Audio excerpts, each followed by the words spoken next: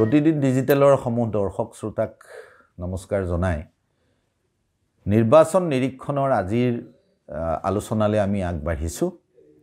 আজি আমাৰ মাজত উপস্থিত আছে অসম গণ পৰিষদৰ কাৰ্যবাহী সভাপতি তথা 1996 চনৰ পৰা বৰ্তমানলৈকে নিৰ্বাচনী ৰাজনীতিত পৰাজয়ৰ কাহিনী মুখ নেদেখা আৰু পাৰ্লামেণ্টৰ পৰা বিধানসভালৈকে সাংসদৰে যাত্ৰা আৰম্ভ কৰা আৰু আজি মন্ত্ৰী হৈ থকা স্বাস্থ্য মন্ত্ৰী কেশৱ মহন্ত ডাঙৰীয়া, আপোনাক আমাৰ অনুষ্ঠানলৈ স্বাগতম জনাইছোঁ। আমি এই আলোচনাটো ঘৰুৱাভাৱে কৰিম, তাৰ মাজত অলপ টান যেন লগা কথা থাকিব, অস্বস্তিত পৰা যেন হ'ব, কিন্তু আমি অত্যন্ত ঘৰুৱাভাৱে কথা পাতিম। আপোনাৰ মতে 14টা লোকসভা সমষ্টি, মই ৰাষ্ট্ৰীয় প্ৰেক্ষাপটৰ দুই এটা হেৰিলৈ যাম, কিন্তু তাৰ আগতে আমি ৰাজ্যখনৰ কথাই পাতোছোঁ। যে 14টা লোকসভা সমষ্টিৰ ভিতৰত দুটা সমষ্টি অতি মানে টাপ সমষ্টি, বৰপেটা আৰু ধুবুৰীত শাসক দলৰ অংশীদাৰ দল হিচাপে আপোনালোকে প্ৰাৰ্থী প্ৰক্ষেপ কৰিছে। আপোনাৰ কি ধাৰণা, এই দুটা সমষ্টিত আপোনালোকৰ ফলাফল কেনেকুৱা হ'ব?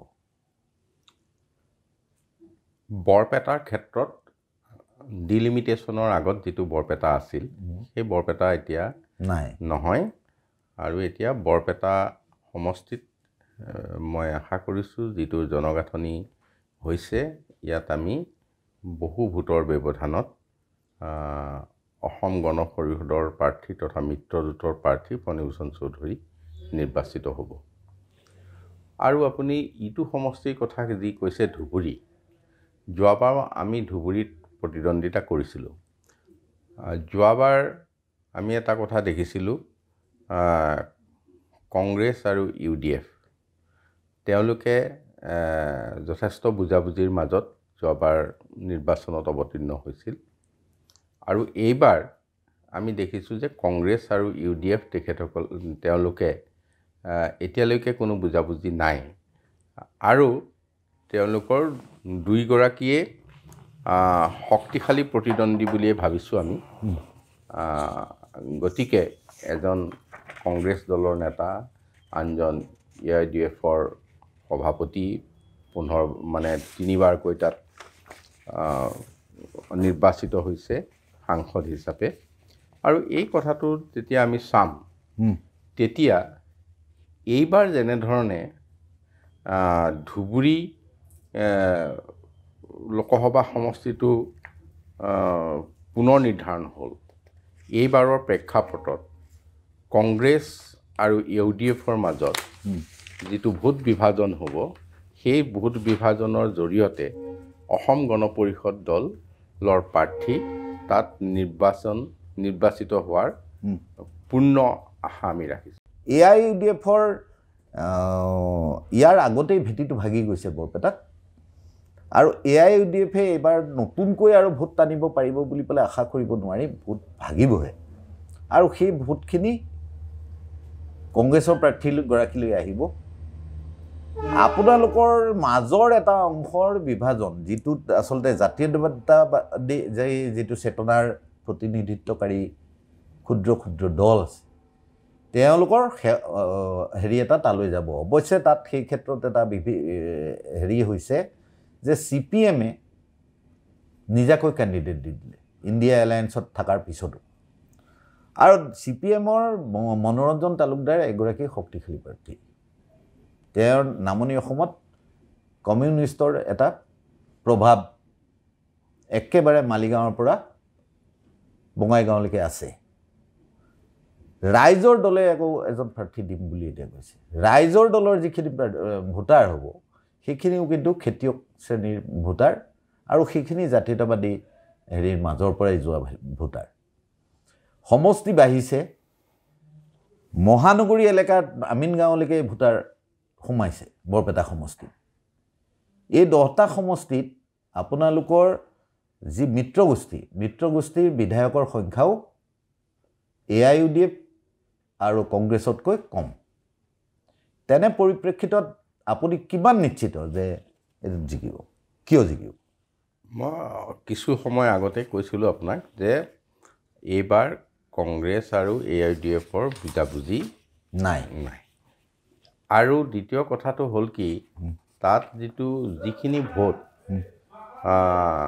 মানে কংগ্ৰেছে পায় আৰু AIUDFে পায় এই ভোটখিনিৰ সংখ্যাটো এইবাৰ যথেষ্ট কমি গ'ল আমাৰ যেতিয়া ডিলিমিটেশ্যন হ'ল এতিয়া ধৰক হাজোলৈকে বৰপেটা সমষ্টি অন্তৰ্ভুক্ত হ'ল হাজোৰ পিছত আমাৰ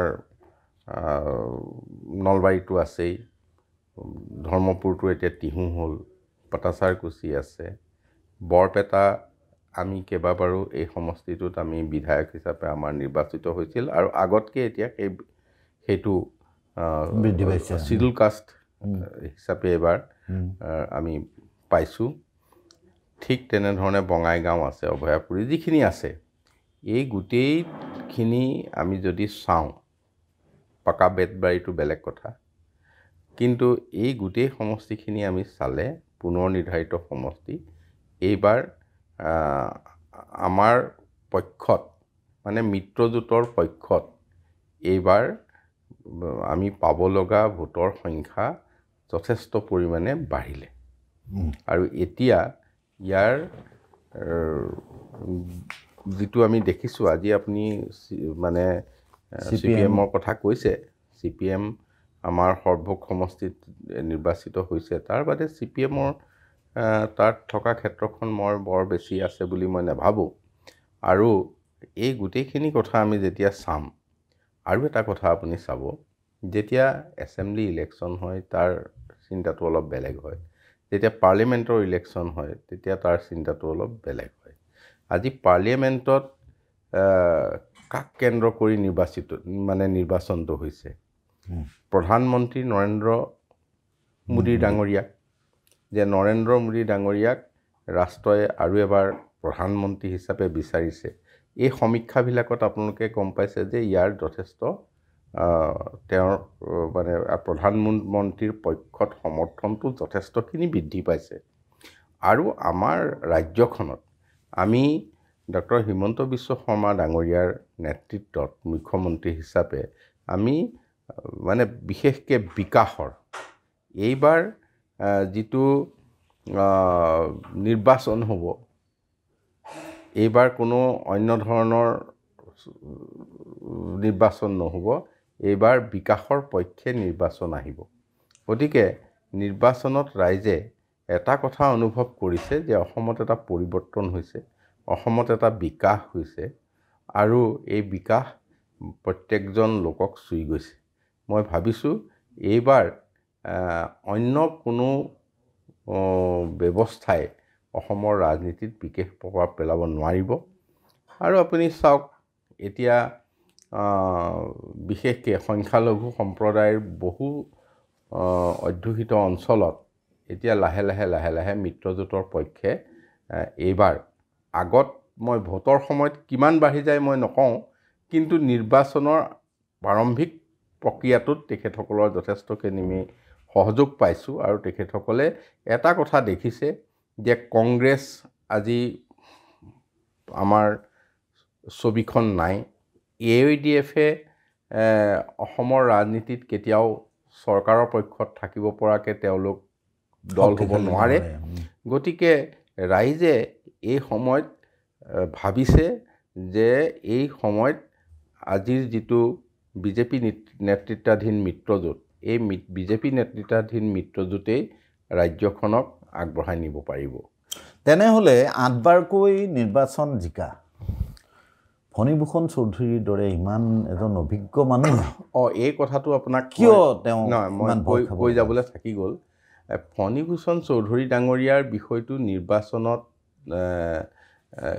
কিবা সন্দেহ কৰি কোৱা নহয় তেখেতৰ বিধানসভা সমষ্টিৰ লোকে তেখেতক MPৰ প্ৰাৰ্থী হ'বলৈ বাধা দিছিল সকলো ফালৰ পৰা বাধা দিছিল গতিকে তেখেতে নিজে প্ৰাৰ্থী নহ'বলৈ তেখেতৰ বিধানসভা সমষ্টিৰ লোকৰ যিটো মৰম স্নেহ সেইটোক নেওচিব নোৱাৰি এইখিনি কথা তেখেতৰ মুখে প্ৰকাশ পাইছিল। ইয়াত আপুনি বৰপেটাত আজিৰ দিনটোত মিত্ৰজোঁটৰ প্ৰাৰ্থী যেই নহওক জিকিব পৰাকৈ আজিৰ এটা এনভাইৰনমেণ্ট হৈছে। ধুবুৰী সমষ্টিৰ বিভিন্ন বিধানসভা সমষ্টিত অগপৰ এটা খোপনি আছিল পূৰ্বে, কিন্তু ধুবুৰী সমষ্টিটো আপুনি সন্দৰ্ভত নিশ্চিত নহয় আজিৰ তাৰিখত। আৰু বিজেপিয়েও ধুবুৰী সমষ্টিটো প্ৰায় চিফ মিনিষ্টাৰেটো ঘোষণা কৰিছে মই কেম্পেইন কৰিবলৈ নাযাওঁ, এইটোৰ আদৰ্শগত কাৰণত তালৈ নাযাওঁ বুলি পেলাই তেওঁ কৈছে। আপোনালোকে কাকে এৰি দিব খুজিছে সমষ্টিটো? আচলতে তাত আমি অসম গণ পৰিষদে আমি নিজে জিকিবলৈ বিচাৰিছোঁ, আমি কাকো এৰি দিবলৈ বিচৰা নাই। আমি ভাবিছোঁ আমালৈ এটা সুযোগ আহিছে যে কংগ্ৰেছ আৰু AIUDFৰ মাজত যথেষ্ট শক্তিশালীভাৱে প্ৰতিদ্বন্দ্বিতা হ'ব, যিটো প্ৰতিদ্বন্দ্বিতাৰ কাৰণে আমি আজিৰ সময়ছোৱাত তাত আমাৰ কেইবাটাও 4টা সমষ্টি আছে ধৰক, সেই 4টাত আমি লিড ল'ব পাৰিম সেইটো নিশ্চিত। ঠিক তেনেধৰণে আমাৰ জাবেদ ইছলামৰ যিটো সমষ্টি তেওঁলোকৰ আগৰ পৰাই এটা হেৰি আছে, দখল আছে।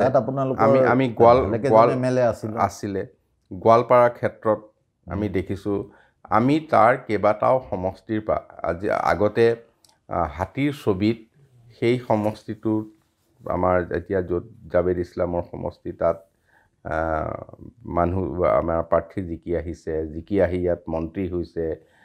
এইফালে গৌৰীপুৰ হওক অন্যান্য আটাইকেইটা সমষ্টিৰ পৰা আমাৰ জিকিছে, আলি আকবৰ মিয়াহঁত জিকিছে বিলাসীপাৰাত। গতিকে অসম গণ পৰিষদে তাতে সংগঠন কৰিবৰ কাৰণে বা তাত ৰাইজৰ ওচৰলৈ যাবৰ কাৰণে পূৰ্বৰ কিছু আমাৰ তাত ভেটি আছে বা শিপা আছে। গতিকে অসম গণ পৰিষদৰ ক্ষেত্ৰত আমি এতিয়া যিখিনি তাত আমাৰ মানে যিখিনি লোকে আমাৰ এতিয়া কাম বন কৰি তাতে বিভিন্ন বিধানসভা সমষ্টিত আমাৰ যিটো এক্টিভিটি, এইটো এক্টিভিটিত আমি যথেষ্টখিনি সমৰ্থন পাইছোঁ। আৰু সমৰ্থন পোৱাৰ কাৰণে আমি ভাবিছোঁ এইবাৰ অসম গণ পৰিষদ দলৰ কাৰণে এইটো এটা ডাঙৰ সুযোগ আহিছে। আৰু অসম গণ পৰিষদৰ হাতীৰ ছবিত তেখেতসকলে যোৱাবাৰ পাৰ্লিয়ামেণ্টাৰী ইলেকশ্যনত ভোট দিছে, আগতে আমাৰ কেইবাজনো বিধায়ক জিকাইছে তাৰ পৰা। আৰু অসম গণ পৰিষদৰ হাতীৰ ছবিত ভোট দিবলৈ সংখ্যালঘু সম্প্ৰদায়ৰ লোকে বৰ বেছি মানে ইতস্তত নকৰে। গতিকে আমি নিৰ্ভৰ কৰিব, আমি কিমান ইয়াক ৱেল মেনেজ কৰোঁ তাৰ ওপৰত নিৰ্ভৰ কৰিব। কিন্তু আমি ভাবিছোঁ নিশ্চিতভাৱে আমি তাৰ পৰা জিকাৰ এটা সুযোগ আহিছে। এতিয়া বৰপেটা আৰু ধুবুৰীত এই কথা নিশ্চিত যে বৰপেটা ধুবুৰীত 19ৰ নিৰ্বাচনতো আপোনালোকৰ ভোট আৰু কংগ্ৰেছৰ ভোটৰ মাজত, কংগ্ৰেছ বা UDFৰ ভোটৰ মাজত লোকসভা নিৰ্বাচনৰ পাৰ্থক্য খুব বেছি নাছিলে। সেইটোৰ সেই হেৰিটো শক্তিটো আপোনালোকৰ কমিছে নে বাঢ়িছে? সেই শক্তিটো এইবাৰ বাঢ়িছে। সেই শক্তিটো এইবাৰ বাঢ়িছে। আৰু সেই শক্তিটো এইকাৰণে বাঢ়িছে, আমাৰ যিবিলাক মাননীয় মুখ্যমন্ত্ৰী ডাঙৰীয়াই যিবিলাক আঁচনি গ্ৰহণ কৰিছে, আঁচনিখনত কোনো ডিছক্ৰিমিনেশ্যন নাই। যদি মই কলিয়াবৰ সমষ্টিত মানে 10,000 অৰুণোদয় পাইছোঁ, ধুবুৰীৰ যিকোনো সমষ্টিটো 10,000 অৰুণোদয় পাইছে। আমি যদি ৰেচন কাৰ্ড কিমান পাইছোঁ সেইমতেই তেওঁলোকে পাইছে। গতিকে যিসকল বেনিফিচিয়াৰী, এই যিসকল আমি হিতাধিকাৰীক আমি সহায় কৰিবলৈ গৈছোঁ, সকলো আঁচনিয়ে ক'তো কোনো মানে দল বা ধৰ্ম লৈ আমি কৰা নাই। গতিকে তেখেতসকলৰ এটা বিশ্বাস আহিছে যে এই চৰকাৰে আমাক বেলেগ ধৰণে চোৱা নাই, সমভাৱে সবকা সাথ সবকা বিকাশ যিটো সেইমতেই তেখেতসকলে লৈছে। গতিকে সেই বিশ্বাসতে হয়তো যোৱা 5 বছৰৰ পিছত আকৌ এই 2.5 বছৰত তেখেতসকলৰ বিশ্বাসটো আমাৰ ওপৰত যথেষ্টখিনি বাঢ়িছে। তেতিয়া আমি আন এটা প্ৰসংগলৈ যাব খুজিছোঁ সেইটো হ'ল NDAৰ অংশীদাৰ অগপ দল দীৰ্ঘদিন ধৰি বিজেপিৰ লগত আছে কিন্তু কেইটামান বিষয় লৈ জাতীয়তাবাদী আঞ্চলিকতাবাদী শক্তি হিচাপে অগপৰ পৰা মানুহে কেইটামান বিষয়ৰ ক্ষেত্ৰত অগপৰ এটা নিজা স্থিতি থকাটো বিচাৰিছিল আৰু সেইটোৰ প্ৰতি এটা সময়ত আপোনালোকে সঁহাৰিও জনাইছিল ৰাইজৰ আহ্বান বুলি আইৰ আহ্বান বুলি কৈ চৰকাৰে যেতিয়া কেবখন আনিছিল তেতিয়া আপোনালোকৰ তিনিওজন মন্ত্ৰীয়ে তিনিজন আছিল তেতিয়া মন্ত্ৰী ফণীভূষণ চৌধুৰীও আছিল তিনিওজন মন্ত্ৰীয়ে পদত্যাগ কৰিছিল এই কেবখন গৈ আপোনালোকে পদত্যাগ কৰাৰ পিছত বিশেষ আলোচনাৰ ভিত্তিত আপোনালোকে এসপ্তাহৰ পিছত পুনৰ মন্ত্ৰিত্বলৈ ঘূৰি আহিছিল কিন্তু দুজন ফণীভূষণ চৌধুৰীক ৰাখি দিয়া হৈছিল যিটো কাৰণে ফণীভূষণ চৌধুৰী মন্ত্ৰিত্বৰ বাবে বৰ যোগ্য নহয় বুলি এটা মেছেজো গৈছিল এতিয়া হেতুৰ এডভান্টেজ জানে লৈছেও তে এতিয়া যেতিয়া আপোনালোক ঘূৰি আহিল ইতিমধ্যে কাখন বলবৎ কৰা হ'ল যদিও এখন ন্যায়ালয়ৰ বিচাৰাধীন কা সন্দৰ্ভত আপোনালোকৰ স্থিতি অগপৰ স্থিতি হিচাপে পূৰ্বৰ দৰেই আছে নে আপোনালোকে সেই কা সম্পৰ্কীয় স্থিতিটো প্ৰত্যাহাৰ কৰিছে মই অকমান আগৰ পৰা আপোনাক বিষয়টো অৱগত কৰিব লাগিব কাৰ ক্ষেত্ৰত আমি যেতিয়া তিনিওজন মন্ত্ৰীয়ে পদত্যাগ কৰিছিলোঁ সেই পদত্যাগ কৰাৰ পিছত আমি উত্তৰ পূৰ্বাঞ্চলৰ আটাইকেইটা ৰাজনৈতিক দলৰ ওচৰলৈ গৈছিলোঁ আপোনাৰ ঠিক মনত আছে মানে গুৱাহাটীত এখন সভা হৈছিল য'ত মুখ্যমন্ত্ৰী হিচাপে কৰ্ণাড চাংমা আহিছিল য'ত মিজোৰামৰ মুখ্যমন্ত্ৰী আহিছিল আমাৰ নাগালেণ্ডৰ মুখ্যমন্ত্ৰীৰ উপস্থিতি নাই হোৱা যদিও তেখেতৰ আন মন্ত্ৰী আমাৰ ইয়ালৈ আহিছিল ঠিক তেনেধৰণে আটাইকেইটা আঞ্চলিক দলে এইটো আমাক সমৰ্থন কৰিছিল আমি এইটো ৰিজাইন দিয়াৰ পিছত আৰু তেনেধৰণে এটা আমি প্ৰচেষ্টা আৰম্ভ কৰিছিলোঁ আৰু আমি সকলোৰে সহযোগত গোটেই ভাৰতবৰ্ষত আন আমি নীতিশ কুমাৰকে হওক আমি বম্বেত আমি আমাৰ সেই সময়ৰ দায়িত্বত থকা আমাৰ ঠেকৰে ঠিক তেনেধৰণে আমি সাংসদৰ লোকসকলকো আমি সমূহীয়াভাৱে কৰিছিলোঁ অকল অসম গণ পৰিষদ বুলি নহয় তেখেতসকলৰ একেলগে কৰিছিলোঁ তাৰ পিছত তেখেতসকলে আমাৰ পদত্যাগ পত্ৰ গ্ৰহণ কৰা নাছিল নহয় এক আলোচনালৈ আহিল আলোচনা অকল আমাৰ লগত নহয় উত্তৰ পূৰ্বাঞ্চলৰ আটাইকেইটা ৰিজনেল পাৰ্টি যিকেইটাই আমি একেলগে কৰিছিলোঁ সকলোৰে লগত আলোচনা হ'ল আৰু সকলোৰে সহমতত আমি পুনৰ চৰকাৰত অন্তৰ্ভুক্তি হ'লোঁ আৰু অন্তৰ্ভুক্তি আমি তিনিওজন মন্ত্ৰীয়ে হ'লোঁ ফণীভূষণ চৌধুৰী ডাঙৰীয়া আপুনি কৈছে নাই হোৱা তেনেকুৱা নহয় তিনিওজন মন্ত্ৰীয়ে হ'ল আৰু হোৱাৰ পিছত আমাৰ তাৰ পিছতে কিছুদিনৰ পিছত আমাৰ 19ৰ লোকসভা নিৰ্বাচন আহিল লোকসভা নিৰ্বাচনৰ পূৰ্বেও আমি আমাৰ আটাইকেইটা উত্তৰ পূৰ্বাঞ্চলৰ আঞ্চলিক দলৰ লগত কথা পাতি সকলোৱে NDAত থাকি নিৰ্বাচন খেলাৰ কথা ক'লে এখন যুদ্ধ যেতিয়া আমি আগুৱাই লৈ যাবলৈ বিচাৰোঁ তেতিয়া আমাৰ সহযোগীসকলৰ যেতিয়া আমি সমৰ্থন লওঁ আকৌ এই যুদ্ধখন আগুৱাই নিবলৈ তেখেতসকলৰ মতামতৰ ওপৰতে আমি আগবাঢ়িব লাগে আৰু সকলোৰে মতামত সাপেক্ষে উত্তৰ পূৰ্বাঞ্চলৰ আটাইকেইটা দল আমি আঞ্চলিক দল একেলগে আমি পুনৰ NDAত থাকি আমাৰ নিৰ্বাচনৰ কাৰণে আগবাঢ়িলোঁ আৰু নিৰ্বাচনত আমি দেখা পালোঁ যে উত্তৰ পূৰ্বাঞ্চলত এটা ৰাইজৰ ভাল সমৰ্থন আমালৈ আহিল আমি পুনৰ নৰেন্দ্ৰ মোদী ডাঙৰীয়া প্ৰধানমন্ত্ৰী হ'ল তাৰ পিছত যেতিয়া পাৰ্লিয়ামেণ্টত আকৌ এই বিষয়টো আহিল সেই সময়ত আমি পুনৰ সকলোৰে লগত আলোচনা কৰিলোঁ আৰু সকলোৱে মতামত দিলে যে আমি NDAৰ লগত সামূহিকভাৱে ষ্টেণ্ড দিব লাগে আৰু নিজা নিজা স্থিতি আমি নিজৰ ৰাখিম আপোনালোকে ভালকৈ জানে কোৰ্টত কেছ হৈ আছে, আজিও হৈছে, যোৱাকালিও আমাৰ মানুহ কোৰ্টত আছে। আপুনি বেছি ভালকৈ জানিব গোটেইখিনি কথা, আপুনি খবৰ ৰাখে। গতিকে আমি এতিয়া আইনৰ মানে মহামান্য সুপ্ৰিম কোৰ্টৰ ওচৰত আছোঁ। সুপ্ৰিম কোৰ্টে কি ধৰণে ৰায় দিয়ে, এটা সময়ত IMDT বাতিল হৈছিল, সকলোৱে মানি লৈছিল। এতিয়াও সুপ্ৰিম কোৰ্টৰ পৰা এটা জাষ্টিচ নিশ্চয় থাকিব, এই বিষয়টো তাত আগবাঢ়ি আছে। আৰু সেই ধৰণে আমি অসম গণ পৰিষদৰ আমাৰ আজিৰ ষ্টেণ্ডটো আমি সেই ধৰণে ৰাখিছোঁ। আৰু এফালে আমাৰ ৰাজনৈতিক মঞ্চখনত এটা সামূহিক সিদ্ধান্তৰ লগত আমি NDAত আছোঁ, আনফালে অসম গণ পৰিষদৰ ষ্টেণ্ড হিচাপে আমি ন্যায়ালয়ৰ ওচৰত আছোঁ। এতিয়া সেই কথাটো বুজিলোঁ যে আপোনালোকো এটা পক্ষ আইনী যুঁজৰ, হয়, চৰকাৰে বলবৎ কৰা আইনখনৰ বিৰুদ্ধে। গতিকে এই বিষয়টো লৈ আপোনালোক পূৰ্বৰ স্থিতিতে অটুট থাকিলেও মন্ত্ৰিত্বত থাকিও আপোনালোক আইনৰ যুঁজত অৱতীৰ্ণ হৈছে, দল হিচাপে আমাৰ অৱতীৰ্ণ হৈছে। তে এইখিনিতে আন এটা প্ৰশ্ন হয় যে অগপ দলৰ যিটো ভেটি, এই অগপ দলৰ ভেটিটো এতিয়াও যথেষ্ট মজবুত,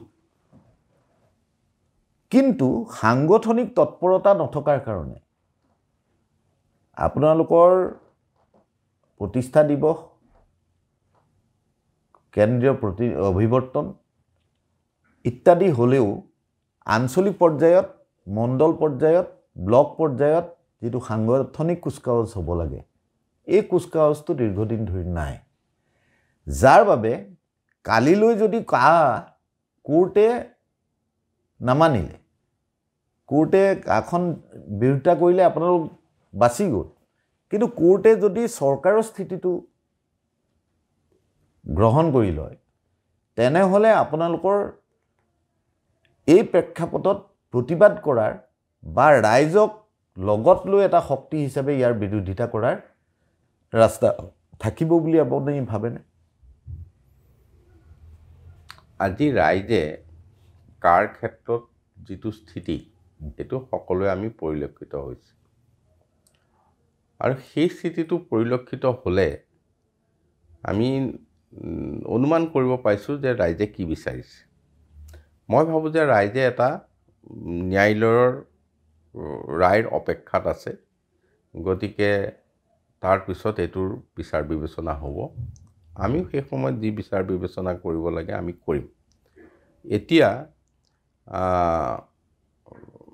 আজিৰ দিনটোত আমি এই ক্ষেত্ৰখনত আমাৰ স্থিতিটো আমি স্পষ্টভাৱে কৈছোঁ যে অসম গণ পৰিষদ দলৰ যিখিনি আমি দলৰ মজিয়াত আমি কথা পাতি ব্যৱস্থা ল'ব লাগে লৈছোঁ।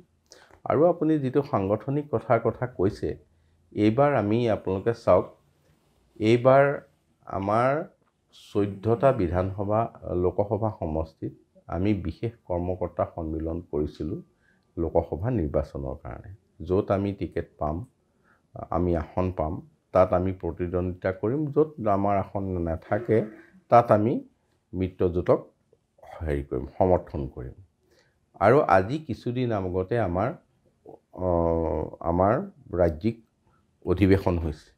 অধিৱেশনৰ ক্ষেত্ৰত আপোনালোকে এটা কথা জানে, আমি অধিৱেশনৰ পূৰ্বে 6 মাহ জোৰা একেবাৰে আমাৰ তৃণমূল পৰ্যায়ৰ কমিটিখনৰ পৰা, আঞ্চলিক কমিটিখনৰ পৰা সাংগঠনিক পৰ্যায় এটাকৈ কৰি আহি জিলা বা বিধান পৰিষদ এইখিনি কৰি পেলাই অধিৱেশন এখন হয়।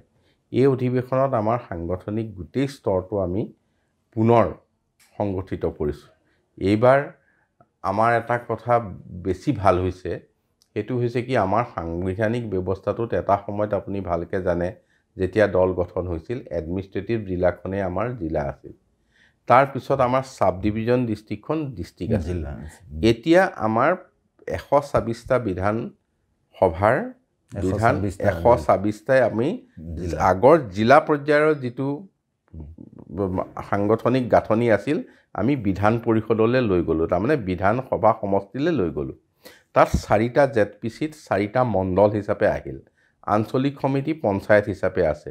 প্ৰতিটো পঞ্চায়তৰ বুথ মানে শাখা আমি 10টা পঞ্চায়তৰ ৱাৰ্ডক আমাৰ এটা এটা শাখা গতিকে বেলেগ দলৰ হয়তো এটা বুথত এটা শাখা আমি তাতোকৈ অলপ সূক্ষ্মভাৱে গৈছোঁ যে সেই পৰ্যায়লৈকে গৈছোঁ মই খুব দাবী দি নকওঁ যে সব বিধানসভা সমষ্টিত এই পৰ্যায়ত আছে কিন্তু অসম গণ পৰিষদ দল প্ৰায় 90টা সমষ্টিত এবাৰৰ পৰা 8 বাৰলৈকে জিকিছে গতিকে অসম গণ পৰিষদৰ সংগঠন কৰিবলৈ অন্ততঃ অসমৰ মানে 100তকৈ অধিক সমষ্টিত আমি সাংগঠনিক ষ্ট্ৰাকচাৰটো কৰিব পাৰোঁ কৰবাত বেছি শক্তিশালী হ'ব কৰবাত কম শক্তিশালী হ'ব কিন্তু সাংগঠনিক ষ্ট্ৰাকচাৰটো নোহোৱা কথা নহয় আমাৰ সেইখিনি এতিয়া সম্পূৰ্ণভাৱে হৈছে নতুনকৈ আমি সেই ধৰণে গোটেই কামখিনি ইতিমধ্যে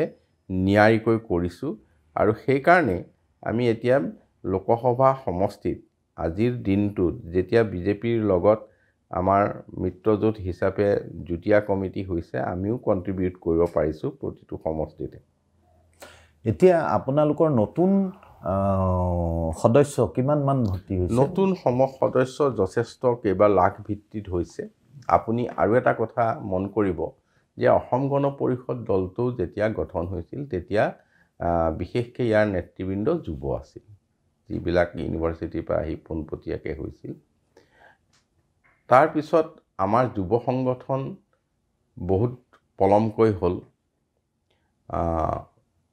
অন্য মহিলা সংগঠন কৃষক সংগঠন আছিল যুৱ সংগঠন বহুত পলমকৈ হ'ল তাৰ পিছত আমাৰ বহুত পলমকৈ এতিয়া 2019ত ছাত্ৰ সংগঠন এতিয়া অসমৰ সৰহভাগ মানে শিক্ষা অনুষ্ঠানত ছাত্ৰ পৰিষদে পোনপটীয়া কণ্টেষ্টত গৈ ছাত্ৰ একতা সভা গঠন কৰিব পাৰিছে মই এই ছাত্ৰ ৰাজনীতিৰ কথা ক'বলৈ যোৱা নাই বা ছাত্ৰ তাত কিবা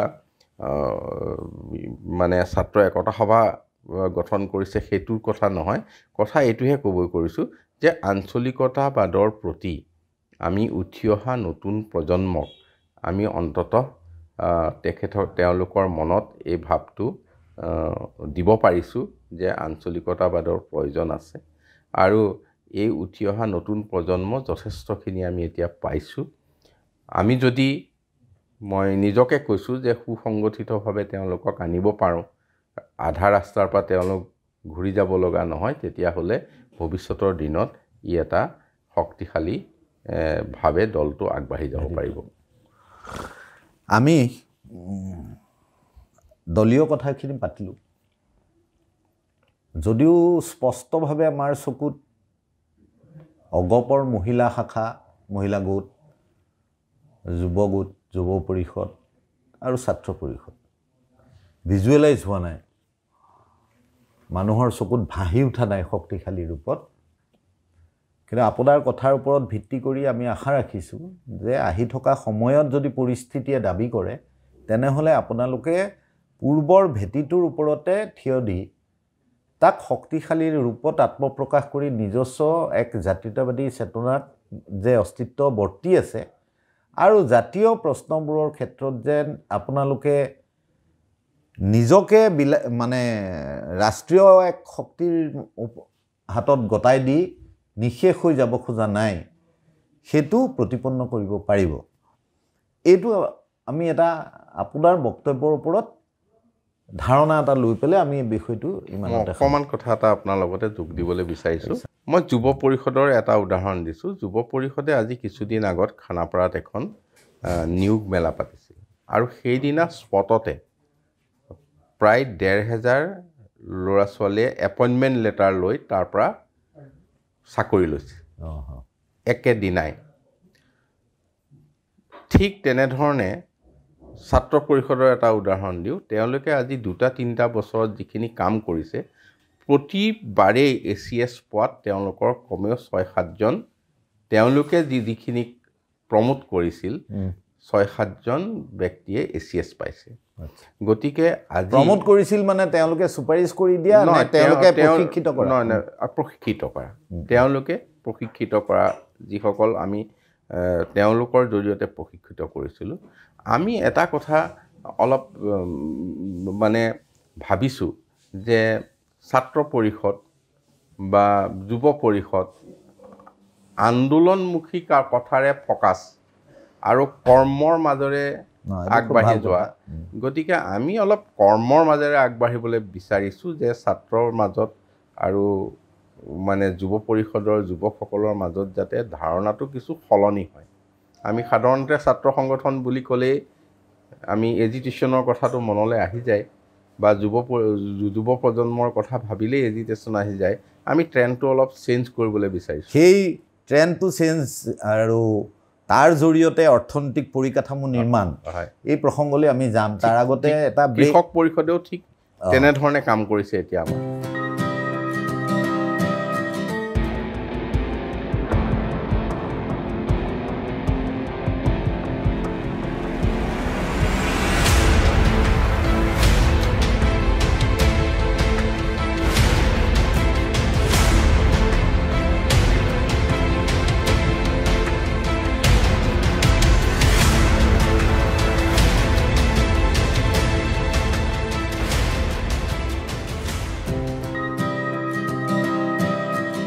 অসমৰ খিলঞ্জীয়া মানুহৰ খেতিপথাৰ প্ৰধানমন্ত্ৰী নৰেন্দ্ৰ মোদীয়ে এই ঈশান কোণটোক ইয়াৰ খিলঞ্জীয়া মানুহৰ কৃষি অৰ্থনীতিক বিশ্ব দৰবাৰত প্ৰতিষ্ঠা কৰিব বুলি কৈছিল আৰু তাৰ বাবে কেন্দ্ৰীয় চৰকাৰে যথেষ্ট পুঁজিও যোগান ধৰিছে কিন্তু যিকোনো কাৰণতেই নহওক কিয় এই পুঁজি সঠিকভাৱে ব্যৱহাৰ কৰি কৃষি বিভাগৰ জৰিয়তে আমাৰ খিলঞ্জীয়া মানুহৰ অঞ্চলবিলাকত কৃষি অৰ্থনীতিৰ পৰিকাঠামোটো শক্তিশালী কৰিব পৰা নাই ইয়াৰ কেইটামান কাৰণ আছে এটা হ'ল আমাৰ যিটো সমবায় আন্দোলন হ'ব লাগিছিল আমাৰ যদি পঞ্চায়তে কাৰণ এই মানুহবিলাক এটা হ'ল বিনামূলীয়া চাউল খাই খেতিৰ প্ৰতি চাউলৰ বাবে যিটো তাগিদাত খেতি কৰিছিল সেই খেতিৰ প্ৰতি এটা হেৰি আহিছে আন এটা হ'ল গাঁৱৰ বহু ল'ৰা সিকিউৰিটি গাৰ্ড হৈ বাহিৰত আছে এই দুটা কথা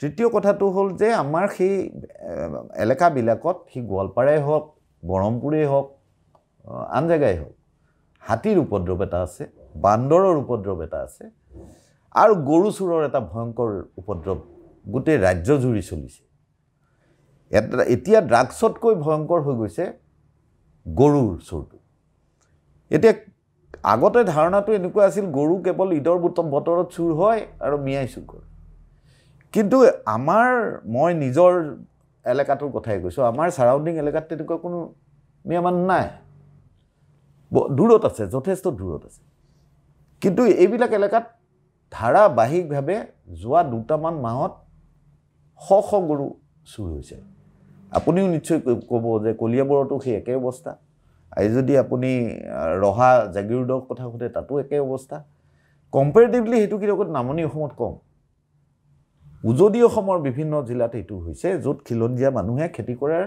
যথেষ্ট এটা আগ্ৰহ হোৱা উপজাৰ সময়তে এইটো এটা সাংঘাতিক ঘটনা হৈছে এটা মোৰ কথাটো হ'ল যে আপুনি যি কৈছে যে ছাত্ৰ যুৱ ছাত্ৰ শক্তি আপোনালোকে সংগঠিত কৰিবলৈ হ'লে পঢ়াৰ মাধ্যমত হওক প্ৰশিক্ষণৰ মাধ্যমত হওক স্কিল ডেভেলপমেণ্টৰ জৰিয়তে হওক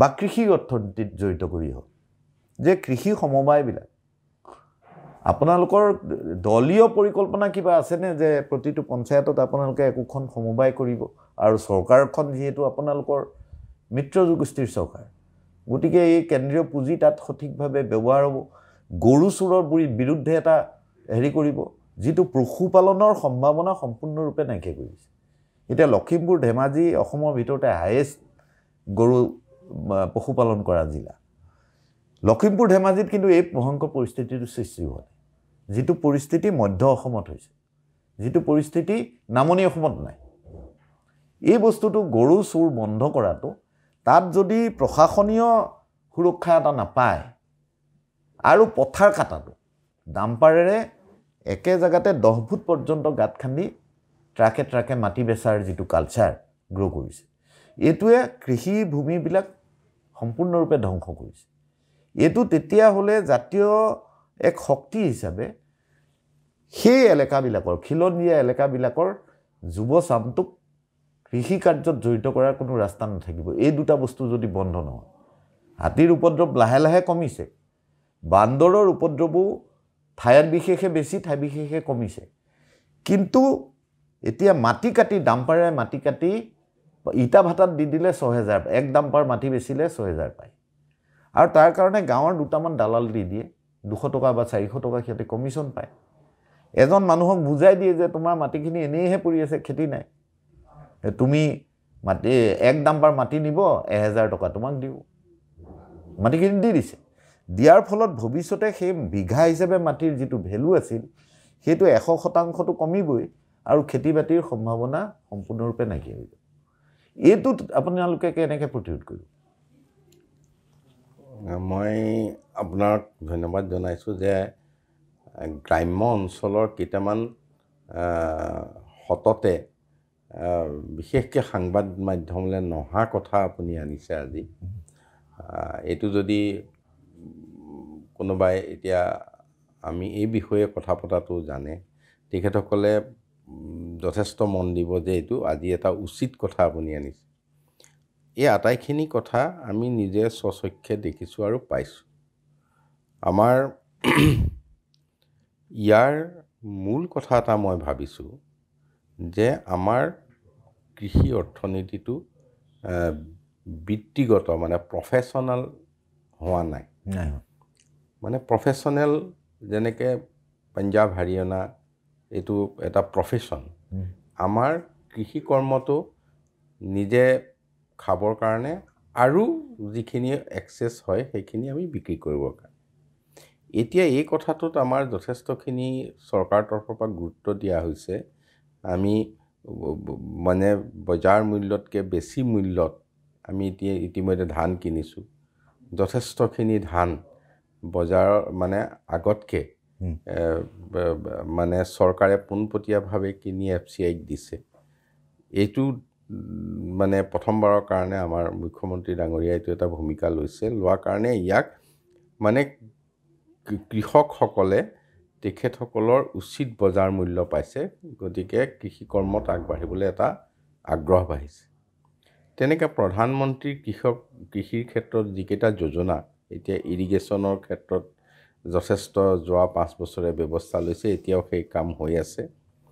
ঠিক তেনেধৰণে এটা ২০০০কৈ বছৰত খেতিৰ সময়ত ৬,০০০ টকা দিয়া, এইটো কোনো লিমিট নাই।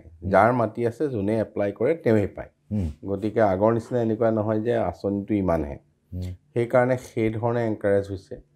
আমি ইয়াৰ আগতে তেনেকৈ ট্ৰেক্টৰ দিছিলোঁ এটা এটা গোটক। ঠিক তেনেধৰণে গভৰ্ণমেণ্ট হিচাপে বহুত এই ট্ৰেক্টৰবিলাকে কিন্তু মাটি খান্দাত কাৰবাৰটোতহে লাগিছে। ট্ৰেক্টৰ খেতি কৰিবলৈকে দিছিল, কিন্তু হয়তো তেখেতসকলে অন্য ব্যৱসায়ত লৈ গৈছে। মাটিৰ ডকুমেণ্ট দিয়ে ট্ৰেক্টৰ লৈছে লওঁতে, কিন্তু এতিয়া বেলেগ ধৰণে ব্যৱহাৰ কৰা আমাৰ পৰিলক্ষিত হৈছে। আৰু এটা ঠায়ে ঠায়ে আপুনি কোৱা ধৰণে খেতি কৰি নষ্ট হৈছে। নষ্ট কেনেকৈ হৈছে? বনৰীয়া জীৱ জন্তুৰ পৰা হৈছে, খেতি কৰি নষ্ট হৈছে বান্দৰৰ পৰা হৈছে।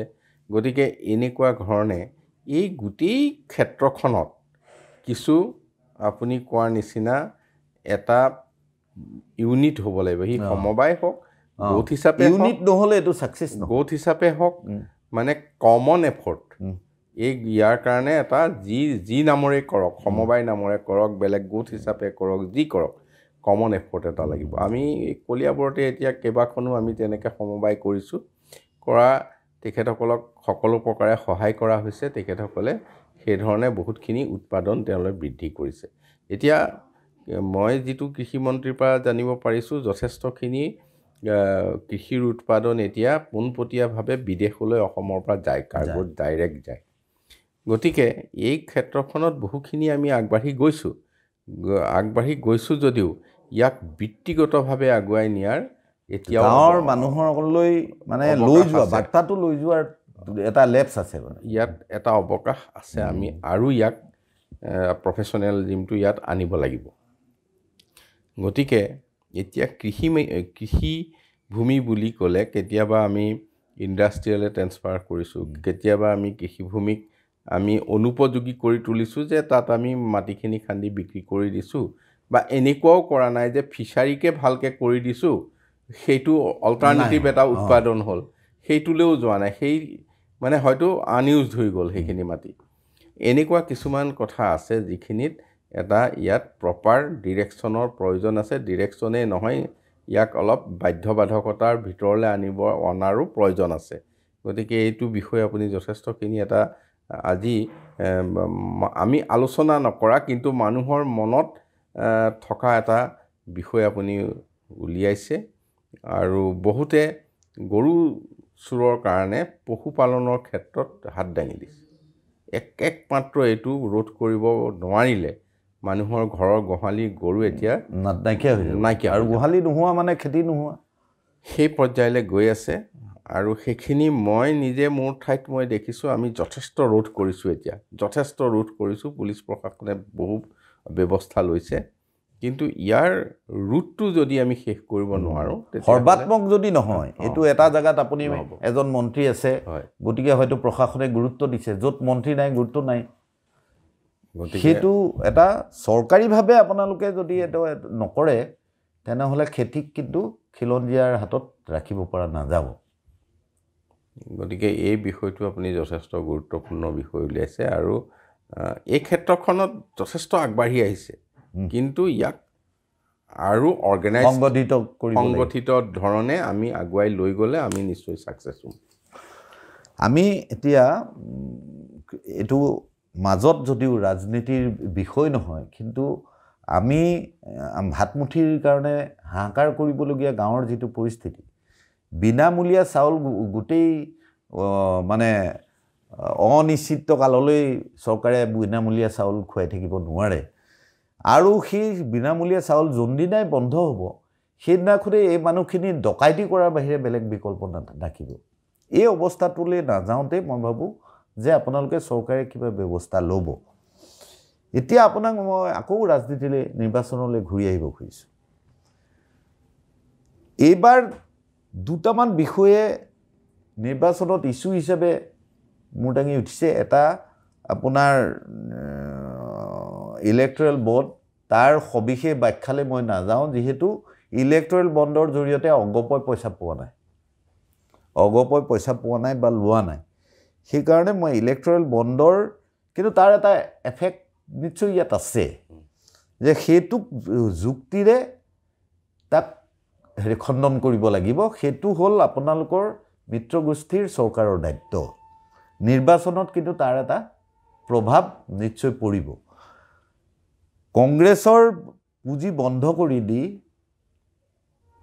এই এনেধৰণে অহা পুঁজিৰ বাবে ঔষধৰ দাম সাংঘাতিক বাঢ়িছে বুলি ইতিমধ্যে এটা বজাৰত সাংঘাতিক চৰ্চা হৈছে। মই চিমেণ্টৰ দাম বাঢ়াটোলৈ নাযাওঁ, ঔষধৰ দাম মেডিচিন কোম্পানীয়ে পইচা ইলেক্ট্ৰেল বণ্ডৰ জৰিয়তে দিয়াৰ বাবে ঔষধৰ দাম বহুগুণ বাঢ়া বুলি প্ৰচাৰ চলিছে। ঔষধৰ দাম আগতেও বাঢ়িছিল, কিন্তু এতিয়া ইলেক্ট্ৰেল বণ্ডৰ প্ৰসংগ অহাৰ বাবে ইলেক্ট্ৰেল বণ্ডৰ বাবে এই দাম বাঢ়াটো মানুহৰ মাজত চৰ্চিত হৈছে। আপুনি স্বাস্থ্যমন্ত্ৰী, অসমত ঔষধৰ বজাৰখন আগতেও একেবাৰে অনিয়ন্ত্ৰিত, এতিয়াও অনিয়ন্ত্ৰিত। আজিৰ পৰিস্থিতিত আপুনি ঔষধৰ দাম বঢ়োৱাৰ ক্ষেত্ৰত এইটো নিৰীক্ষণ কৰি তাক প্ৰতিৰোধ কৰাৰ আৰু নিৰ্বাচনত যাতে ই নেতিবাচক প্ৰভাৱ পেলাব নোৱাৰে তাৰ এটা স্থিতি চৰকাৰীভাৱে ঘোষণা কৰাৰ কিবা চিন্তা বা পৰিকল্পনা কৰিছে নেকি? ঔষধ মেনুফেকচাৰিং যিবিলাক প্ৰতিষ্ঠানে কৰে, সেই প্ৰতিষ্ঠানবিলাক পোনপটীয়াকৈ স্বাস্থ্য মন্ত্ৰালয়ৰ হেৰিত নহয়, এইটো কেমিকেল এণ্ড ফাৰ্টিলাইজাৰ যিটো মিনিষ্ট্ৰী গভৰ্ণমেণ্ট অফ ইণ্ডিয়া, তেওঁলোকৰ পোনপটীয়া নিয়ন্ত্ৰণত থাকে। আৰু এই ক্ষেত্ৰখনত মই যিটো দেখিছোঁ যে আমাৰ যিটো পাৰ্ট, যে আমি ভেজাল ঔষধ বা অন্যান্য নিয়ন্ত্ৰণ কৰাৰ ক্ষেত্ৰত এতিয়া আমাৰ এই ক্ষেত্ৰত আমি অলপ কিছু কথাত আমি অকণমান পিছ পৰি আছিলোঁ। ইয়াক খুব স্মাৰ্ট কৰিবৰ কাৰণে এতিয়া আমাৰ যিমানখিনি ড্ৰাগ ইনস্পেক্টৰ আছে তেওঁলোকক কিছু আমি ফেচিলিটি দিছোঁ আৰু তাৰ লগে লগে গাইডলাইনটো দিছোঁ। আজি আমি কেইদিনমান আগতে আমাৰ গোটেই ডিষ্ট্ৰিক্ট ড্ৰাগ ইনস্পেক্টৰবিলাকক আমি একোখনকৈ গাড়ী দিছোঁ, তেওঁলোকৰ যাতে ইনস্পেকশ্যনটো ফাষ্ট হয়, গভৰ্ণমেণ্ট গাড়ী দিছোঁ। আৰু তেওঁলোকক আমি নিৰ্দেশ দিছোঁ যাতে কোনো ভুৱা ফাৰ্মাচী থাকিব নোৱাৰে, কোনো ভুৱা ধৰণৰ। এতিয়া আপুনি খবৰ কৰিলে পাব আজি 1 বছৰমানৰ ভিতৰত বহুত ফাৰ্মাচী বন্ধ হৈ গৈছে। বন্ধ হৈ যোৱা কি, তেওঁলোকৰ লাইচেঞ্চ নাই, তেওঁলোকে হয়তো অন্য ধৰণে কাম কৰি আছিল। বিশেষকৈ সংখ্যালঘু সম্প্ৰদায়ৰ যিখিনি এলেকা, আমাৰ চহৰত এইটো নাই তেনেকৈ, কিন্তু তেনেকুৱা জেগাত তেনেকুৱা যথেষ্টখিনি আছিল। এই ঔষধ ব্যৱসায়টো আমি বন্ধ কৰিবলৈ লাগিছোঁ। আৰু আমি যিটো গভৰ্ণমেণ্টে এটা ৰেট কণ্ট্ৰেক্টত প্ৰায় 3 বছৰ বা 2 বছৰৰ কাৰণে আমি ঔষধখিনি লওঁ, কাৰণ ঔষধ বস্তুটো এনেকুৱা যে আমি একেলগে চব লৈ ল'লে নহ'ব। এইটো মানে টেণ্ডাৰ হৈ এটা ৰেট ফিক্স হয়, ৰেটটোত আমি যেতিয়া যোনটো প্ৰয়োজন আমি অৰ্ডাৰ দিলে তেওঁলোকে ছাপ্লাই দিয়ে। এই ধৰণে আমি যিখিনি কৰিছোঁ তাত আমি দামটো বৃদ্ধি হোৱা পোৱা নাই। যদি মাৰ্কেটত দামটো বৃদ্ধি কোনোবাই কৈছে, ময়ো শুনিছোঁ, সেইটোতো কোম্পেনীয়ে তাত বৃদ্ধি কৰিব লাগিব, যোনে দাম বঢ়াইছে মানে এজনে হেৰি কৰিছে, সেইটো মাৰ্কেটত গৈছে। গতিকে আমি লাহে লাহে কিছুমান অমৃত ফাৰ্মাচী আমি খুলিছোঁ দেখিছে। তাৰপিছত আমি মাননীয় মুখ্যমন্ত্ৰী ডাঙৰীয়া আৰু এটা পৰামৰ্শ দিছে, আমি এক্সামিন কৰি আছোঁ এতিয়া, যে গভৰ্ণমেণ্টে অলপ আমি ফাৰ্মাচী খুলিব পাৰোঁ নেকি, যে এটা যিকোনো কোম্পেনীৰ পৰা যদি আমি ঔষধ লওঁ তাত প্ৰায় 40% মান তলতে তেওঁলোকে একোজন ডিলাৰক বা তেওঁলোকৰ হেৰিত দিয়ে। গভৰ্ণমেণ্টে যদি তাত খালী খৰচটো 10% আনিম, আমি 30% তলতো যদি মানুহে ৰাইজক আমিতো গভৰ্ণমেণ্টে লাভ ল'ব নালাগে, খালী খৰচটো ল'ব লাগে। সেই ধৰণে এটা আমি এক্সামিন কৰি আছোঁ, যাতে সেই ধৰণৰ ফাৰ্মাচী যদি আমি খুলি দিওঁ গভৰ্ণমেণ্ট লেভেলত, তেতিয়াহ'লে নিশ্চয় মানুহে এটা কম দামত। কিন্তু এইখিনিতে মই এটা কথা কওঁ, যিবিলাক ফাৰ্মাচী চলি আছে, যিবিলাক জেনুইন, সেইবিলাক ফাৰ্মাচীটো বহু সময়ত দেখা যায় যে যিটো প্ৰিণ্ট ৰেট থাকে MRP, সেই MRPটো যিটো থাকে, কোনোবা দোকানীয়ে কোনোবা ফাৰ্মাচীয়ে ইচ্ছা কৰিলে সেইটো 40% ৰেহাই দি দিয়ে, কোনোবাই কিন্তু সেইটোতেই লয়। ওচৰা ওচৰিকৈ 2খন ফাৰ্মাচী থাকিলে, এতিয়া ক'ভিডৰ সময়ৰ পৰা সেইটো খুব বেছিকৈ হ'ল। চেনিটাইজাৰৰ দাম অদ্ভুতকৈ বঢ়াই দিলে, অক্সিমিটাৰ 5,000 টকালৈকে ল'লে। 5,000 লিখা থাকে, কিন্তু সেই 5,000 লিখা অক্সিমিটাৰটো 2,000 টকাটো কিনিবলৈ পায়। এই বস্তুটো যদি আন মেডিচিনৰ ক্ষেত্ৰতো তেনেকুৱা আছে, কিছুমান বেছি দামী মেডিচিনৰ ক্ষেত্ৰত, এইটো যদি আপুনি আৰু যদি ইয়াক হেৰি কৰে, মই ভাবোঁ যে গুৱাহাটীতো বহুত তেনেকুৱা ডিষ্ট্ৰিবিউটৰ আৰু নগাঁৱতো তেনেকুৱা ডিষ্ট্ৰিবিউটৰ আৰু ফাৰ্মাচী ওলাব, যিবিলাক ডিষ্ট্ৰিবিউটৰ আৰু ফাৰ্মাচীত কিন্তু ভাবিব নোৱাৰা ধৰণৰ এটা MRP লিখা থাকে, আৰু বিক্ৰী কৰোঁতে মানুহ চাই সিহঁতে ভাবিব নোৱাৰা ধৰণে কমাব পাৰে। এই বস্তুটো মই আপোনাক এটা অনুৰোধ জনাই থলোঁ, আপুনি সেইটো পৰীক্ষা কৰিলে মই ভাল পাম।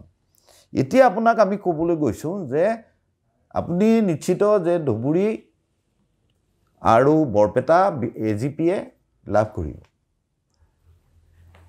অসমত আপোনাৰ মিত্ৰগোষ্ঠীয়ে, কেন্দ্ৰীয় মন্ত্ৰী সৰ্বানন্দ সোণোৱালে কৈছে আমি 12খন পাম, মুখ্যমন্ত্ৰীয়ে কৈছে আমি আগতে 11.5 বুলি ভাবিছিলোঁ, এতিয়া 13খন পাম। মুঠতে আপুনি কিমানখন আসন পাব বুলি আপুনি ভাবে? আপোনাক মই এটা কথা কওঁ, মিত্ৰগোষ্ঠীৰ সন্দেহ কৰা আসন কেইখন কোন কেইখন? 3খন আসনত সন্দেহ কৰে, নগাঁও, কৰিমগঞ্জ আৰু ধুবুৰী। এতিয়া নগাঁৱত যিটো এইকেইদিনত মই পৰিৱেশ দেখিছোঁ, নগাঁও আসনখন মিত্ৰগোষ্ঠীয়ে পোৱাৰ ক্ষেত্ৰত সম্ভাৱনাত গৈ আছে। কৰিমগঞ্জত যিটো কথা মই দেখিছোঁ, বিশেষকৈ কেইবাজনো বিধায়ক যি আমাৰ পক্ষত নাই, তেখেতসকলে ভৱিষ্যতৰ এটা ব্যৱস্থাৰ বাবে তেখেতসকলে অলপ আগবাঢ়ি আহিছে। আগবাঢ়ি অহাত আমাৰ কৰিমগঞ্জ চিটখনৰো এটা মানে সম্ভাৱনা বাঢ়ি গৈ সেইখনো আমি এটা নিশ্চিত পৰ্যায়লৈ যাব পৰা হৈছোঁ। তাৰপিছত ধুবুৰী কথাটো মই আপোনাক কৈ গ'লোঁ। ধুবুৰী আজিৰ দিনটোৰ যিটো কথা, সেইটো অসম গণ পৰিষদ হোৱাৰ কাৰণে আমি আমাৰ আগতে হেৰি আছিল, গতিকে আমি অলপ আৰু এডভান্টেজেছ পইণ্টত মানে পজিশ্যনত আছোঁ। এনেকৈ যদি আমি ভাবোঁ তেতিয়াহ'লে আমাৰ আমি যিটো 11 কৈ আছিলোঁ, 11ৰ পৰা কোনেও নাম নকলেও বাদ দিয়া আসন এইকেইখন, হয়নে? এই বাদ দিয়া আসনকেইখনটো এতিয়া নিৰ্বাচনৰ মানে কেণ্ডিডেট ঘোষণা কৰাৰ পিছত, এক্সাৰচাইজ হোৱাৰ পিছত লাহে লাহে যোগ হৈ আহি আছে। যদি যোগ হৈ আহি আছে তেতিয়াহ'লেতো আমি 14খন পাব লাগে। 14খনেই মিত্ৰগোষ্ঠীয়ে পোৱাৰ এটা সম্ভাৱনা হৈ পেলাই আগবাঢ়ি আছে। সেইকাৰণে কোনেও নাম নোকোৱাকৈ আসনৰ কথা কয়, মই নাম কৈয়ে আপোনাক কৈ দিলোঁ যে কোনকেইখন বাদ দি 11 কয় আৰু কোন যোগ হৈ গ'লে 12-13 কৈ থাকে। এতিয়া মোৰ হিচাপততো 14ই ওলাই গৈছে এতিয়ালৈকে, আৰু আশা কৰিছোঁ হয়তো দিন আছে, এই ট্ৰেণ্ডটো যদি আগবাঢ়ি যায় 14ই হ'ব। আপুনি ইলেক্ট্ৰেল পলিটিক্সত খুব কেলকুলেটিভ বুলি এটা নাম আছে, আৰু মই যিমান দিন কলিয়াবৰ সমষ্টি ঘূৰিছোঁ বা আপোনাৰ কেলকুলেশ্যন দেখিছোঁ, সেইকাৰণে আপুনি কেতিয়াও নাহাৰা ৰাজনীতি কৰি আহিছে। তাৰ ভিত্তিত আমি ভাবিছোঁ যে আপোনাৰ হেৰিটো শুদ্ধ হওক একেদৰে। কিন্তু এই কথাটো অবান্তৰ যেন লাগে যে ইয়াত AIUDF আৰু কংগ্ৰেছৰ শক্তিটো একদম নিচিন্ন হৈ যাব। সেইটো বাৰু আমি পিছত আলোচনা কৰিম। ইয়াৰ পৰৱৰ্তী সময়ত আৰু আলোচনাত আমি বিভিন্নজনৰ লগত বহিম। এতিয়া আপোনাক শেষত এটা কথা সুধিব খুজিছোঁ, সেইটো হ'ল সৰ্বভাৰতীয় প্ৰেক্ষাপট।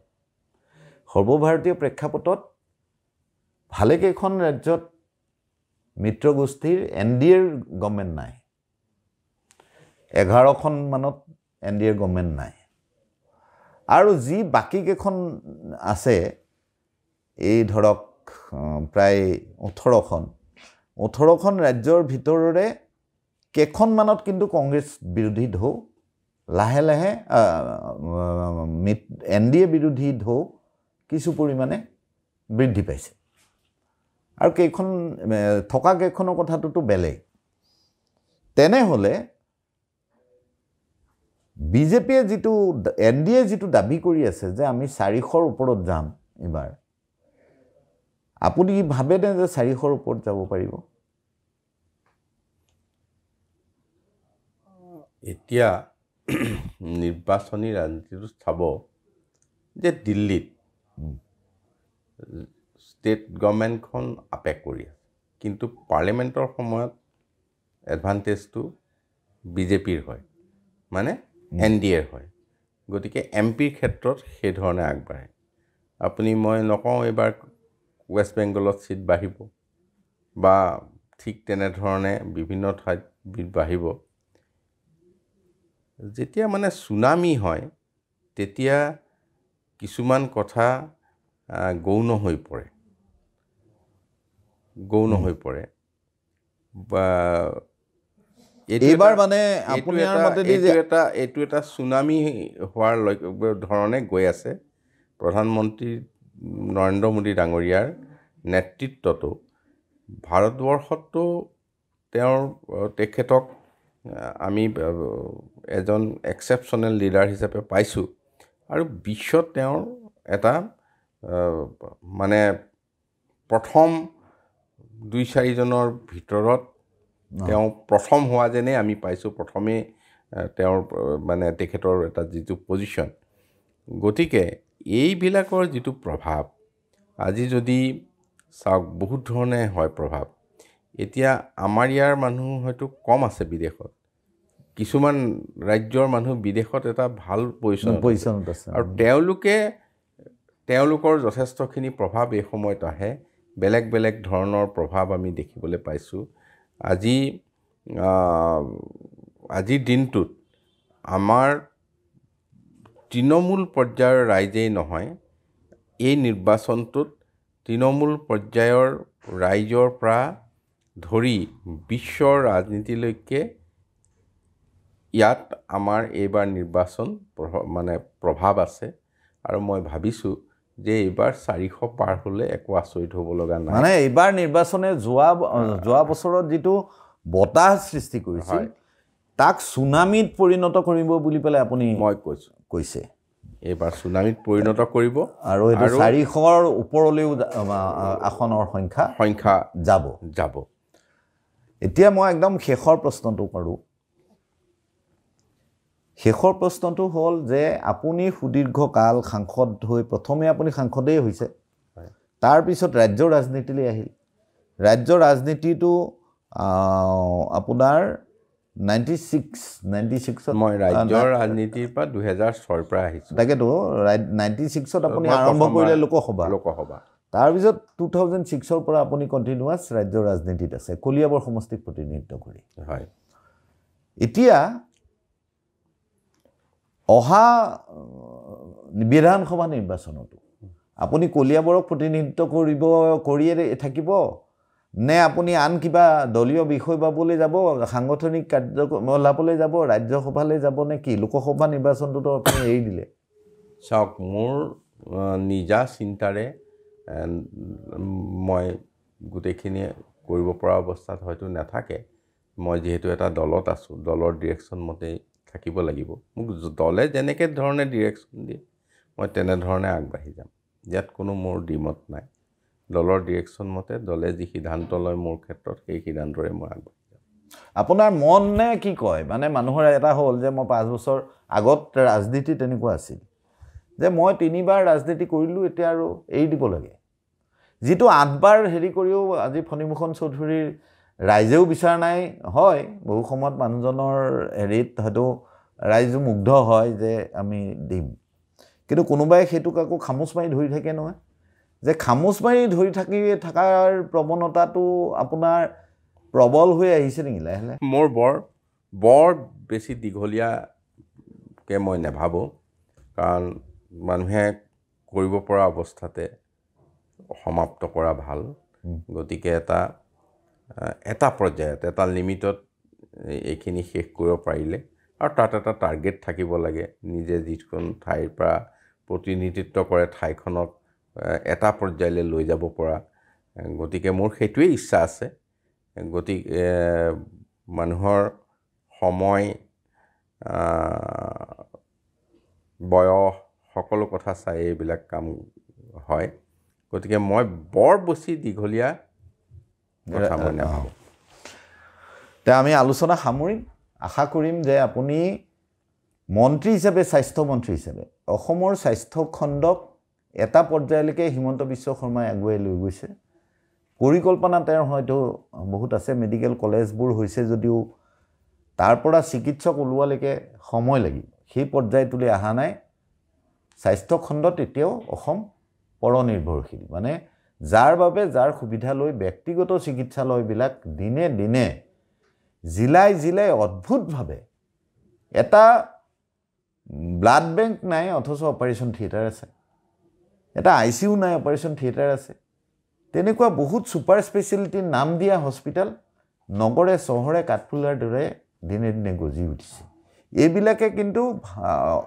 চৰকাৰী স্বাস্থ্য খণ্ডটোক ব্যক্তিগত শিক্ষানুষ্ঠানে যেনেকৈ ধ্বংস কৰি দিছে এটা সময়ত গুৱাহাটী মেডিকেল কলেজখনৰ বাহিৰে বাকী মেডিকেল কলেজলৈ কোনো পেচেণ্ট নাযায় নলবাৰী মেডিকেল কলেজলৈ 50জন পেচেণ্টো নাযায় আজি এইমছখন প্ৰতিষ্ঠা হ'ল এইমছখনলৈ 100জন পেচেণ্টো নাযায় কিন্তু গুৱাহাটী মেডিকেল কলেজলৈ সব আহে এই যে এখন চিকিৎসালয়ৰ ওপৰত এই নিৰ্ভৰশীলতাটো কিয় যে চিকিৎসকখিনি তাত গোটেইখিনি পাম বাকীবিলাকত নাই আৰু সেইটোৰে সুযোগ ব্যক্তিগত চিকিৎসা খণ্ডৰ চিকিৎসালয়বিলাকে লৈছে এই ব্যক্তিগত চিকিৎসালয়বিলাক যদি নিয়ন্ত্ৰণ কৰি এটা পৰ্যায়ত চৰকাৰী চিকিৎসালয়খন GMCখনৰ আজি যিটো ইম্প্ৰেশ্যন আজি 10 বছৰৰ আগৰ যিটো GMCৰ প্ৰতি মানুহৰ ধাৰণা তাক সম্পূৰ্ণ সেয়া সলনি হৈ গ'ল এতিয়া কিন্তু ডাঙৰ সমস্যাটো হৈ গৈছে মধ্যবিত্তীয় মানুহখিনি তালৈ যায় গতিকে যিখিনি দৰিদ্ৰ মানুহ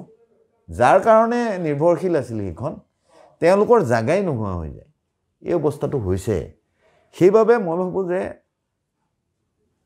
এই আপোনাৰ 2.5 বছৰ আৰু কাৰ্যকাল আছে 2.5 বছৰৰ এই কাৰ্যকালত জিলা পৰ্যায়ত যিখিনি মেডিকেল কলেজে হওক জিলা চিকিৎসালয়ে হওক তাত চিকিৎসকৰ আন্তঃগাঁথনিৰ যিটো সমস্যা আছে এইখিনি সম্পূৰ্ণ কৰিব আজি তেজপুৰ মেডিকেল কলেজখনলৈ টুবুকিলে কোনো নাযায় টাইমছত ডকাইতৰ দৰে পইচা লয় মানে আজি ইয়াত মেডিকেল কলেজখন কাষতে আছে তাত ইমান হাজাৰ হাজাৰ মানুহ হয় যে তাত চিকিৎসা নাপাব বুলি ভাবি মানুহ মেট্ৰ' হস্পিটেল বা হেল্থ চিটি বা এক্সেল কেয়াৰ এইবিলাকলৈ যাব লগা আজি ইয়াত মই এখনটো ছুপাৰ স্পেচিয়েলিটি বিদেশতো হস্পিটেল বনোৱা হস্পিটেল আছে য'ত হেৰিয়ে নাই আইচিইউ নাই চলি আছে তাতে আজি মামুনি মৈদামত এখন চিকিৎসালয় আছে সেইদিনা আমাৰ এজন চালক মৰি গ'ল তেওঁক একো হোৱা নাই বুলি ঘৰলৈ পঠিয়াই দিলে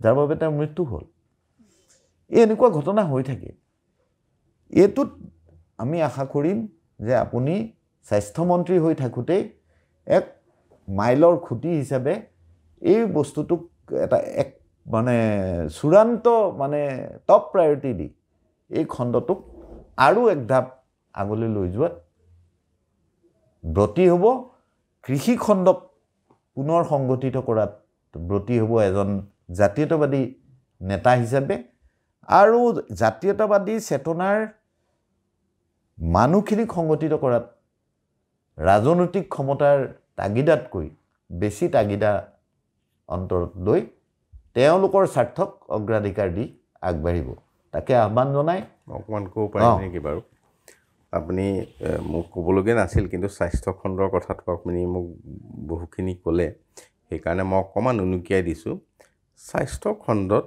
আচলতে বৰ্তমানৰ মুখ্যমন্ত্ৰী ডক্টৰ হিমন্ত বিশ্ব শৰ্মা ডাঙৰীয়া দীৰ্ঘদিন স্বাস্থ্যমন্ত্ৰী হৈ আছিল আৰু তেখেতে অলপ সুদূৰ প্ৰসাৰী পৰিকল্পনা লৈছিল আৰু সেই পৰিকল্পনাৰ অংশ হিচাপে মই আজি তাত জড়িত হৈ আছোঁ বা তেখেতৰ যথেষ্ট মই গাইডেন্স আৰু নেতৃত্ব পাইছোঁ আপুনি মই খুব সহজকৈ এটা কথা কওঁ মানে আমাৰ নগাঁৱত ধৰক নগাঁৱত এখন চিভিল হস্পিটেল আছিল চিভিল হস্পিটেলখনত তাত কি আছিল যে যিকেইজন চিকিৎসক তেখেতসকল বিশেষজ্ঞ নহয় যিহেতু আমি তাত MBBS সকলকে দিওঁ তাৰ ভিতৰতে ছিনিয়ৰ মানে ইন ছাৰ্ভিচ তেওঁলোকে কোনোবাই DM কৰিছে বা পোষ্ট গ্ৰেজুৱেশ্যন লৈছে তেতিয়া তেখেতসকল সেই তাতে আছে আমি তেখেতসকলৰ ছাৰ্ভিচ পাইছোঁ এতিয়া নগাঁও চিভিল হস্পিটেলখন আমি তাতে এমালগেমেট কৰিলোঁ